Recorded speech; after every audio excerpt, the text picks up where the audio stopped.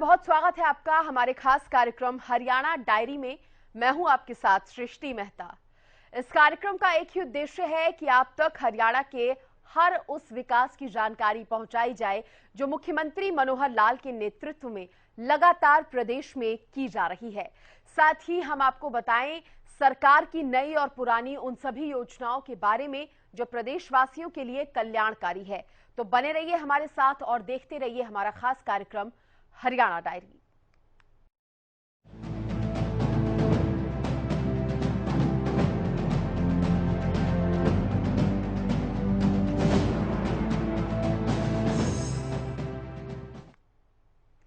पंचकूला में लाल लकीर नाटक का मंचन किया गया, जिसमें मुख्यमंत्री मनोहर लाल ने बतौर मुख्य अतिथि के तौर पर शिरकत की।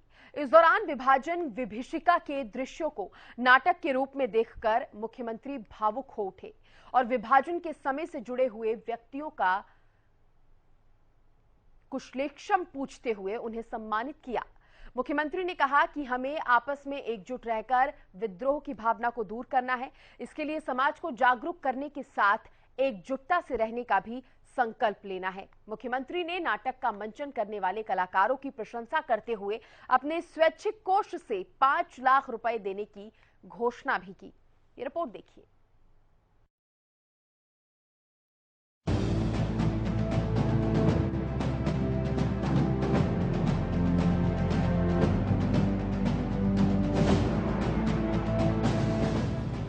पंचकुला की इंद्रधनुष ऑडिटोरियम में बुधवार को दिनेश नायर के नाटक लाल लकीर का मंचन किया गया, जहां बतौर मुख्य अतिथि के तौर पर मुख्यमंत्री मनोहर लाल ने शिरकत की।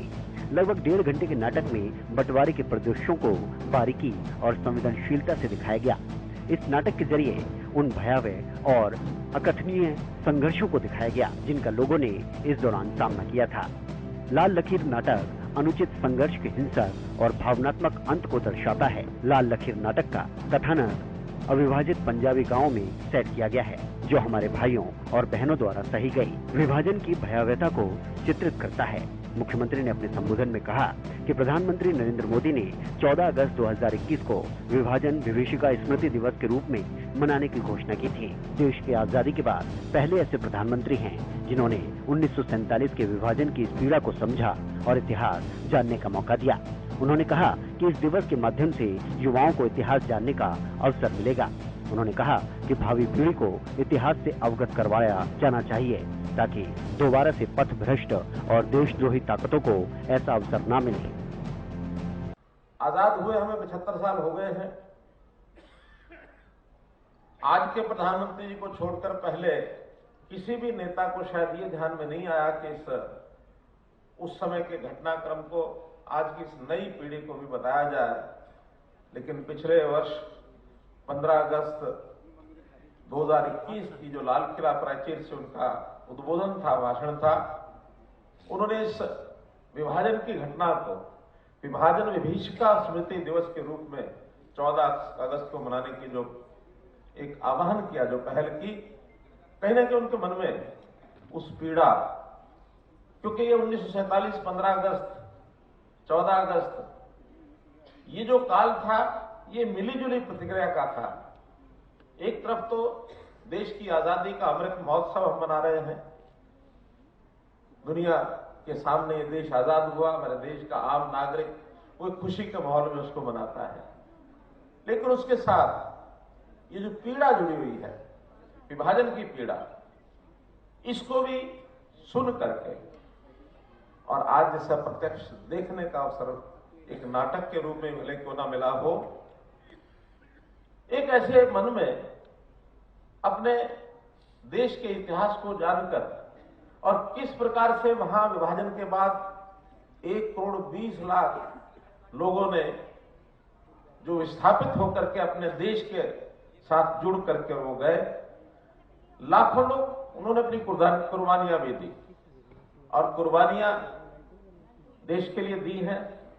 लेकिन आगे कम से कम भविष्य में अगर इस देश की नई पीढ़ी इस बात को आगे पीढ़ी दर पीढ़ी याद कराती रहेगी तो दिन दोबारा कभी ना आए कि देश का कभी ऐसा दोबारा विभाजन हो।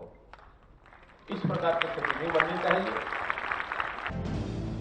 इसके अलावा उन्होंने कहा कि समाज में एकता, सद्भावना, स्वाभिमान और भाईचारे की भावना बनी रहे और देश हित के लिए मर पिटने की बजाय जिंदा रहने की प्रेरणा ले सके। इसीलिए हमें आपस में एकजुट होकर विद्रोह की भावना को दूर करना है। इसके लिए समाज को जागरूक करने के साथ साथ एकजुटता के साथ रहने का भी संकल्प लेना है। मुख्यमंत्री ने नाटक का मंचन करने वाले कलाकारों की प्रशंसा करते हुए अपने स्वैच्छिक कोष से 5 लाख देने की घोषणा की। विभाजन विभीषिका के दृश्यों को नाटक के रूप में देखकर मुख्यमंत्री भावुक हो गए और विभाजन के समय से जुड़े हुए 4 व्यक्तियों का कुशल क्षेम पूछते हुए उन्हें शॉल भेंट कर सम्मानित भी किया। नाटक के सभी प्रतिभागियों को एप्रिसिएशन सर्टिफिकेट देकर सम्मानित किया गया। कार्यक्रम में न केवल कला के माध्यम से लोगों को एक साथ लाया, बल्कि हर वर्ष विभाजन विभीषिका दिवस मनाने का महत्व ही महसूस करवाया गया। काम सारे समाज को जागृत होकर करना पड़ेगा। सरकारों का अपना काम है, लेकिन समाज जब तक जागृत नहीं होगा तब तक इन विषयों की गारंटी दी जा सकती। समाज की एकता, समाज का यानी सद्भावना, आपस का एक सहजीवन का जो एक सिद्धांत होता है कि परस्पर भाईचारा अपना बना रहे और देश के प्रति एक भाव ऐसा मन में आना चाहिए कि देश के लिए मर मिटने वाले मिट गए, लेकिन आज अब हम आजाद देश में हैं, अब मिटने की नहीं, स्वाभिमान के साथ देश के लिए जिंदा रहने की जरूरत है। इसलिए इस संकल्प के साथ आगे बढ़ेंगे। तो मैं समझता हूं कि आज के इस दृश्य का मैं जितना भी इनकी प्रशंसा करूं उतनी कम है। अभी एक थिएटर के रूप में तैयारी की है। पंजाब यूनिवर्सिटी के भी जो हमारे डिपार्टमेंट हैं, उस डिपार्टमेंट को भी मैं बधाई देता हूं, बहुत इनके लिए शुभकामना भी करता हूं। इसी प्रकार से आगे बढ़ते हैं और निश्चित रूप से इस प्रकार के इस कार्यक्रम में साधन भी लगते होंगे, खर्चा भी आता होगा, तो मैं अपनी ओर से मेरा डिस्क्रिप्शनरी फंड है उसमें से 5 लाख रुपया और इनके लिए मैं योगदान देता हूँ। बहुत बहुत धन्यवाद। मुख्यमंत्री मनोहर लाल के नेतृत्व में पंचकुला मेट्रोपॉलिटन डेवलपमेंट अथॉरिटी का मुख्य उद्देश्य विकास के साथ साथ सांस्कृतिक कार्यक्रमों को बढ़ावा देना है। इसीलिए प्राधिकरण ने भारत के बंटवारे की पीड़ा और भयावहता को दर्शाने के लिए एक रंगमंच कार्यक्रम का आयोजन किया। इस कार्यक्रम में विधानसभा अध्यक्ष ज्ञानचंद गुप्ता और सांसद नायब सिंह सैनी, मुख्य सचिव संजीव कौशल, पंचकुला के मेयर कुलभूषण गोयल समेत कई गणमान्य लोग मौजूद रहे।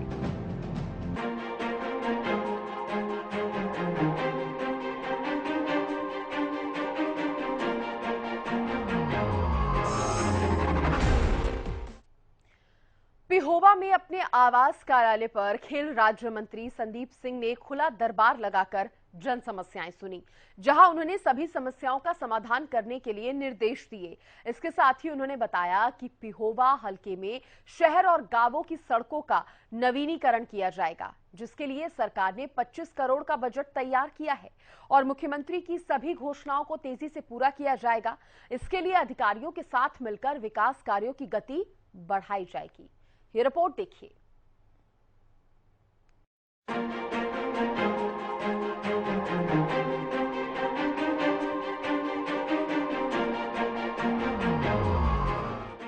हरियाणा के खेल राज्य मंत्री सरदार संदीप सिंह ने पिहोवा टिकरी आवास कार्यालय पर लोगों की समस्याओं का समाधान करने के उद्देश्य से खुला दरबार लगाया, जहां खेल राज्य मंत्री संदीप सिंह ने गांवों और शहर के सैकड़ों लोगों की सड़कों, गलियों, पंचायतों, पीने के पानी, सीवरेज, शौचालय, पुलिस, जन स्वास्थ्य विभाग, समाज कल्याण विभाग, मार्केटिंग बोर्ड, बिजली विभाग, एसडीएम कार्यालय, बीडीपीओ कार्यालय, नगर पालिका समेत अन्य विभागों से संबंधित समस्याओं को सुना।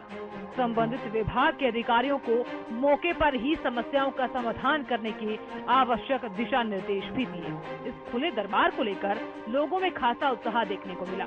लोगों ने खुलकर अपने मन की बात, अपने मोहल्ले, अपनी गली की समस्या को खेल मंत्री के सामने रखा, जिसकी जानकारी संदीप सिंह ने पत्रकारों से बातचीत करते हुए दी। वहीं संदीप सिंह ने कहा कि पिहोवा में राष्ट्रीय और अंतर्राष्ट्रीय स्तर के खिलाड़ी तराशने के लिए एक बड़ा इंडोर हॉल, एक बड़ा स्टेडियम और एक छोटा खेल प्रांगण बनाया जाएगा। इन तीनों खेल स्टेडियम पर सरकार की तरफ से करोड़ों रुपयों का बजट खर्च किया जा रहा है। इन परियोजनाओं के लिए सरकार की तरफ से टेंडर प्रक्रिया शुरू कर दी गई है और जल्द ही परियोजनाओं को अमलीजामा पहनाया जाएगा। साथ ही उन्होंने कहा कि हल्के में मुख्यमंत्री मनोहर लाल के मार्गदर्शन में हर क्षेत्र में तेज गति के साथ विकास कार्य किए जा रहे हैं। अभी हाल ही में सरकार ने गांव और शहरों की सड़कों का नवीनीकरण करने के लिए 25 करोड़ रुपए की राशि का बजट उपलब्ध करवाया है। इस राशि से लोक निर्माण विभाग और मार्केटिंग बोर्ड जल्द ही बरसातों के बाद निर्माण कार्य शुरू कर देंगे। इस हल्के की सभी सड़कों का धीरे धीरे चरणबद्ध तरीके से नवीनीकरण किया जाएगा। उनका प्रयास है कि पिहोवा हल्के के गांवों और शहर की सभी सड़कें बेहतर हालत में हो, ताकि लोगों को किसी प्रकार की दिक्कत सामने न आए। आज सुबह से बैठे हुए हैं, लोगों की जन समस्याएं सुनी है और मोस्टली समस्या ये थी कि कोई सड़क की, कोई गली की, कोई पंचायत के काम थे, कुछ लोगों के शहरों के काम थे, कुछ पानी को लेकर था, कुछ सीवरेज वाटर को लेकर था, कुछ पब्लिक हेल्थ के थे, कुछ पुलिस के काम थे। तो ये सभी विभाग के लोग आज आए हैं। हमारे एसडीएम पेहवा के हमारे साथ थे, सभी अधिकारी थे, सभी उपस्थित थे। जो काम थे उसको दिशा निर्देश दिए और लगभग इस पेहवा हल्के के अंदर 25 करोड़ की सड़कों के काम अभी हमें मिले हैं। और इसके अलावा माननीय मुख्यमंत्री जी ने जो घोषणाएं की थी उसके काम भी आगे बढ़ाए हैं और लगभग ये बरसात का मौसम जैसे ही खत्म होगा तो सारे काम शुरू हो जाएंगे। स्टेडियम हमारे यहाँ पेहवा के अंदर एक बड़ा स्टेडियम, एक बड़ा इंडोर हॉल और एक छोटा जो है खेल के मैदान जो है वो आ गए हैं। वो उसका काम बहुत जल्दी शुरू हो जाएगा, टेंडर लगने वाला है। तो पेहवा को ये बहुत बड़ी सौगात मिल रही है स्टेडियम की और मैं धन्यवाद करता हूँ माननीय मुख्यमंत्री जी का। उन्होंने बहुत सी चीज़ें हमें दी हैं और लगातार हमारे अधिकारी और हम सब मिलकर यहाँ पर और नई चीज़ें निकालेंगे। वहीं मुख्यमंत्री मनोहर लाल के कुशल नेतृत्व में हरियाणा सरकार पूरे प्रदेश का सम्मान विकास कर रही है, जिससे हरियाणा प्रदेश प्रगति की दिशा पर आगे बढ़ता जा रहा है। इसके साथ ही प्रदेश का हर शख्स हरियाणा सरकार के कार्यों से संतुष्ट भी नजर आ रहा है।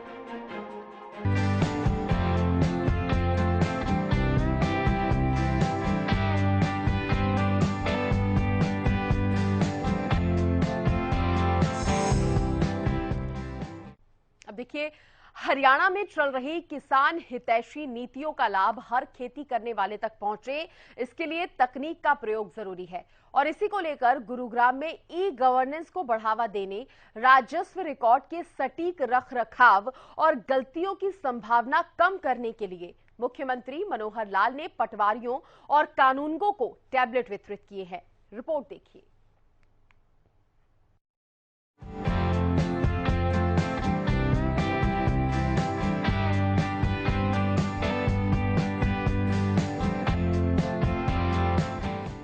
हरियाणा के मुख्यमंत्री मनोहर लाल ने गुरुग्राम में कानूनगों और पटवारियों को ई गवर्नेंस के तहत 67 टैबलेट वितरित किए। ये कार्यक्रम गुरुग्राम के लोक निर्माण विश्राम गृह में आयोजित किया गया था। इस दौरान उन्होंने पटवारियों को सावधानी और ठीक तरीके से काम करने की सलाह देते हुए कहा कि अगर ठीक से काम नहीं करोगे तो कंप्यूटर का जो जाल बिछा है उसमें गलतियां पकड़ी जाएंगी। अगर आप ठीक से काम करते रहेंगे और अगर अनजाने में गलती हो जाती है तो उपायुक्त आपके पीछे खड़े हैं। इस मौके पर मुख्यमंत्री मनोहर लाल ने कहा कि समय के साथ साथ तकनीक में भी क्रांतिकारी बदलाव हुए हैं। ऐसे में पटवारियों को टैबलेट मिलने से काम पहले की अपेक्षा समय पर होने के साथ साथ गलतियों की संभावना भी कम होगी और रिकॉर्ड का रखरखाव भी ठीक तरीके से हो सकेगा। अब पटवारी कोई भी गलती करेगा तो उसकी गलती टैबलेट के सॉफ्टवेयर के माध्यम से पकड़ी जाएगी। उन्होंने कहा कि पटवारी का काम बहुत जिम्मेदारी का होता है और अगर एक बार कोई भी डेटा रिकॉर्ड में गलत चढ़ जाए तो उसमें लिटिगेशन शुरू हो जाती है। उन्होंने कहा कि पटवारी पढ़े लिखे हैं और इन टैबलेट का इस्तेमाल आसानी से सीख सकते हैं। वहीं मुख्यमंत्री ने कहा कि हरियाणा में मेरी फसल मेरा ब्यौरा योजना के तहत 85 लाख एकड़ भूमि पंजीकृत है और प्रत्येक इंच की किसानों को स्वयं अपने खेत में बोई गई फसल की जानकारी देनी है। इतना ही नहीं, प्रदेश में हर परिवार का डेटा तैयार किया जा रहा है जिसमें व्यक्ति की आयु, जाति, आय आदि का विवरण होगा और उन्हें सरकारी सेवाओं का लाभ प्रोएक्टिव तरीके से दिया जाएगा। जैसे ही व्यक्ति सरकारी योजनाओं के लिए पात्र होगा तभी उसे सरकारी योजनाओं से डिजिटल माध्यम से जोड़ दिया जाएगा और उसे घर बैठे इन योजनाओं का लाभ मिलेगा। उन्होंने कहा कि इस प्रक्रिया से रियल टाइम जनसंख्या का डेटा आना भी शुरू हो जाएगा। ई गवर्नेंस का एक अन्य उदाहरण देते हुए मुख्यमंत्री ने बताया कि अब राजस्व, मुख्यमंत्री का कार्यालय, मुख्य सचिव कार्यालय और वित्त विभाग आदि कार्यालय ई ऑफिस के माध्यम से चल रहे हैं। ऐसे में जिन विभागों में पब्लिक डीलिंग ज्यादा होती है उन्हें भी ई ऑफिस प्रणाली से जोड़ा जा रहा है। मुख्यमंत्री ने बताया कि पिछले दिनों हरियाणा विधानसभा को भी ई विधानसभा कर दिया गया है, जिससे कागज की बचत होने के साथ साथ पर्यावरण संरक्षण भी होगा। उन्होंने कहा कि ई गवर्नेंस को बढ़ावा देते हुए प्रदेश में पिछले दिनों 10वीं, 11वीं और 12वीं की कक्षा के 7 लाख विद्यार्थियों को टैबलेट भी वितरित किए गए हैं, जिससे इतने बड़े पैमाने पर टैबलेट वितरित करने वाला हरियाणा दुनिया का पहला प्रदेश बन गया है। मुख्यमंत्री ने पटवारियों और राजस्व अधिकारियों से राजस्व रिकॉर्ड के बेहतर रखरखाव के संबंध में विचार विमर्श भी किया। पटवारी और कानूनगों को गिरदावरी, मेरी फसल मेरा ब्यौरा, परिवार पहचान पत्र से संबंधित कार्य जैसे कि जाति वेरिफिकेशन आदि फील्ड के कार्य करने होते हैं। ऐसे में पटवारियों की कार्य क्षमता बढ़ाने के लिए इसे डिजिटल करने का निर्णय लिया गया और पटवारियों के लिए 67 टैबलेट खरीदे गए। इन टैबलेट के सॉफ्टवेयर के माध्यम से समय की बचत होगी और लॉन्गिट्यूड और लैटिट्यूड डिटेल के साथ साथ वास्तविक समय के आधार पर रिपोर्ट तैयार होगी। टैबलेट को लेकर जिला प्रशासन की ओर से कमेटी गठित की गई थी, जिसके बाद इनकी खरीदारी की गई। इस टैबलेट को पटवारी अपने साथ रखेगा और अगर भविष्य में पटवारी का ट्रांसफर भी हो जाता है तो उसके स्थान पर जो भी पटवारी ड्यूटी पर आएगा उसे वो टैबलेट दिया जाएगा। इस मौके पर मुख्यमंत्री के सुरक्षा सलाहकार अनिल कुमार राव, मुख्यमंत्री के मीडिया सलाहकार अमित आर्य, एसडीएम अंकिता चौधरी, डीआरओ मनवीर सिंह, तहसीलदार दर्पण कंबोज सहित कई अधिकारीगण मौजूद रहे।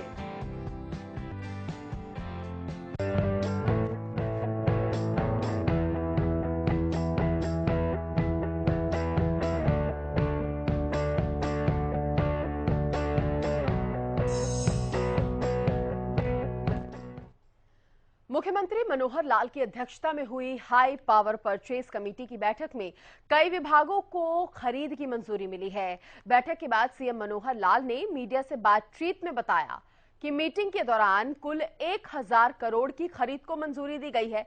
सीएम ने बताया कि परचेज कमेटी की बैठक में कुल 18 एजेंडे थे, जिनमें से एक एजेंडा डेफर किया गया और एक कैंसिल किया गया। उन्होंने कहा कि बिजली, आईटी और शिक्षा विभाग से संबंधित कई खरीदों के साथ ही पुलिस की गाड़ियों और बाइकों की खरीद को भी मंजूरी दी गई है।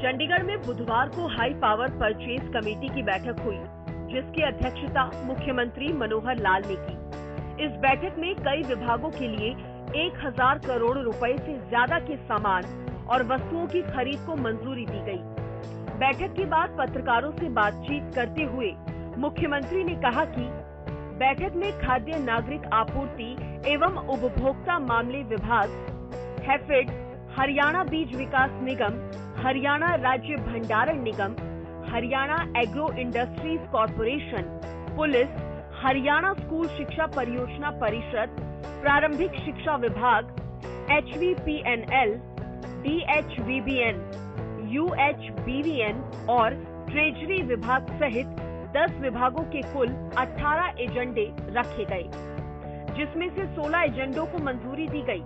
मुख्यमंत्री ने बताया कि ज्यादातर एजेंडे बिजली विभाग से संबंधित थे और पुलिस के 3 मुख्य एजेंडों को भी मंजूरी प्रदान की गई। बैठक के दौरान संबंधित विभागों के प्रशासनिक सचिव भी मौजूद रहे। वहीं हरियाणा पुलिस के जवानों को गश्त के लिए अब नई मोटरसाइकिल मिलेंगी। पुरानी या कंडम हो चुकी मोटरसाइकिल्स को अब रोड से हटाया जाएगा। बुधवार को मुख्यमंत्री मनोहर लाल की अध्यक्षता में हुई हाई पावर परचेज कमेटी की बैठक में 733 स्प्लेंडर मोटरसाइकिल्स की खरीद को मंजूरी दी गई। बैठक में पुलिस कर्मियों के लिए मोटरसाइकिल की खरीदों के अलावा कैदियों के लिए इस्तेमाल होने वाली 31 बसों की खरीद को भी मंजूरी दी गई। इसके अलावा किसी तरह के धरने, प्रदर्शन और दंगों से निपटने के लिए हरियाणा पुलिस को आधुनिक वाटर कैनन गाड़ियां दिए जाने पर भी सहमति बनी और 14 वाटर कैनन गाड़ियों की खरीद को भी मंजूरी दी गई। मित्रों, आज 18 एजेंडे थे हाई पावर परचेज कमेटी में। लगभग 1000 करोड़ रुपए की परचेज की गई है। उसमें एक टेंडर को, एक आइटम को डेफर किया है, एक को कैंसिल किया है, रिटेंडर करेंगे और बाकी सभी चीज़ें फाइनल हो चुकी हैं। ज़्यादा उसमें पावर के जो प्रोडक्ट्स थे पावर डिपार्टमेंट के, उनकी खरीद हुई है। 2 एजुकेशन के भी थे, एक आईटी का था और पुलिस डिपार्टमेंट की कुछ गाड़ियां थी, मोटरसाइकिल्स। तो ये सारी चीज़ों की खरीद के आज नेगोशिएशन हुई है और स्मूथली सारा ये कार्यक्रम हुआ। धन्यवाद। इस बैठक में गृह मंत्री अनिल विज, शिक्षा मंत्री कंवरपाल गुर्जर, परिवहन मंत्री मूलचंद शर्मा, बिजली मंत्री रणजीत चौटाला, कृषि एवं किसान कल्याण मंत्री जेपी दलाल, सहकारिता मंत्री डॉक्टर बनवारी लाल और श्रम एवं रोजगार राज्य मंत्री अनूप धानक भी मौजूद रहे।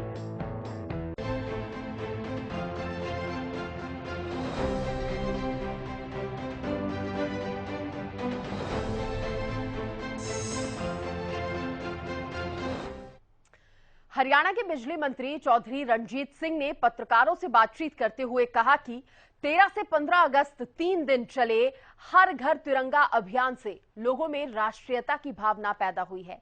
तिरंगा अभियान ने जाति, धर्म, वर्ग से ऊपर उठकर चलाया ये अभियान, जिसने इतिहास रच दिया। ये रिपोर्ट देखिए।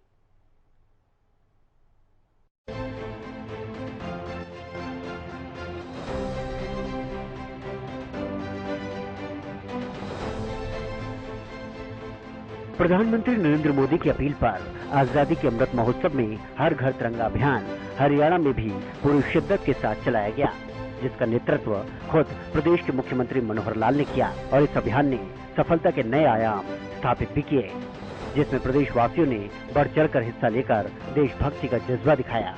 वहीं हरियाणा के बिजली मंत्री चौधरी रणजीत सिंह ने हर घर तिरंगा अभियान की सराहना करते हुए कहा कि कश्मीर से लेकर केरल तक तिरंगा के प्रति लोगों में जुनून देखने को मिला। ये वर्ष 1947 के बाद पहला अवसर था जब देश के लोगों में एकजुटता देखने को मिली। देखिए, घर घर तिरंगा और जो नेशनल तिरंगा का अभियान चला, ये मैं ये समझता हूँ कि हमारे देश में 1947 के बाद सबसे बड़ा इवेंट है जो हर आदमी के पास पहुँचा है। मतलब आप महल से लेके सब बड़े से बड़े आदमी से लेके टोटल रिक्शा वाले तक, छोटे आदमी तक पहुँचा है। हर रिक्शा वाले ने, ऑटो वाले ने, छोटा जो दुकानदार था जिसकी चाय की दुकान है, उससे लेके जितने मकान है सब पे लोगों ने झंडा लगाया, पूरे बाजार रंगों में भरे हुए थे। और मैं ये समझता हूँ उसने एक राष्ट्रीयता की भावना पैदा की है।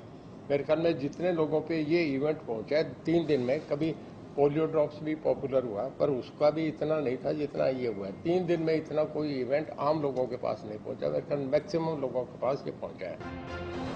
उन्होंने कहा कि ये तिरंगा अभियान जाति, धर्म, वर्ग से ऊपर उठकर चला और देश के 135 करोड़ लोग एक झंडे के नीचे खड़े दिखाई दिए तो पूरी दुनिया को हमारी ताकत नजर आई।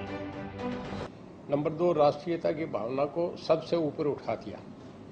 हमारी बातें सब कास्ट, धर्म, रिलीजन वो छोटे पड़ गए और नेशनल फ्लैग देश का सबसे बड़ा हमारे लिए एक गौरवान्वित बन गया। प्रधानमंत्री जी का ये मैसेज बड़ा प्रेरणा स्रोत था, लोगों ने हाथों हाथ लिया। केरला से लेके कश्मीर तक कहीं एक विवाद नहीं था, कश्मीर में भी झंडे लगे, सब जगह नेशनल फ्लैग लगा।